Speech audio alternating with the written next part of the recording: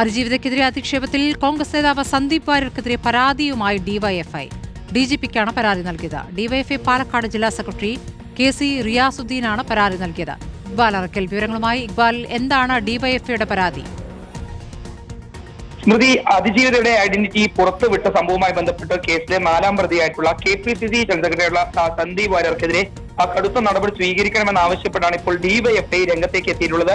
ഡിവൈഎഫ്ഐയുടെ പാലക്കാട് ജില്ലാ secretary KC റിയാസുദ്ദീനാണ് ഇപ്പോൾ DGPക്ക് സന്ദീപ് വാര്യരെ അറസ്റ്റ് ചെയ്യണമെന്ന് ആവശ്യപ്പെട്ടുകൊണ്ടുള്ള ഒരു പരാതി നൽകിയിട്ടുള്ളത്. ഈ അതിജീവിതയെ സന്ദീപ് വാര്യർ അവരുടെ ഐഡന്റിറ്റി പുറത്തുവിടുന്നതുമായി ബന്ധപ്പെട്ട തെളിവുകൾ അടങ്ങുന്ന കാര്യങ്ങളെല്ലാം ഈ പരാതിക്കൊപ്പം ഡിവൈഎഫ്ഐ DGPക്ക് സമർപ്പിച്ചുള്ള ഈ പരാതിക്കൊപ്പം നൽകിയിട്ടുണ്ട്. ഫേസ്ബുക്ക് പോസ്റ്റുകൾ ഉൾപ്പെടെ നൽകിയിട്ടുണ്ട്. ഏതായാലും എത്രയും പെട്ടെന്ന് സന്ദീപ് വാര്യർക്കെതിരെ നടപടി സ്വീകരിക്കണമെന്ന് ആവശ്യപ്പെട്ടാണ് ഇപ്പോൾ ഡിവൈഎഫ്ഐ ഇത്തരത്തിൽ DGPക്ക് തന്നെ പരാതി നൽകിയിരിക്കുന്നത്. ഇക്ബാൽ അറക്കലാണ് വിവരങ്ങൾ നൽകിയത്.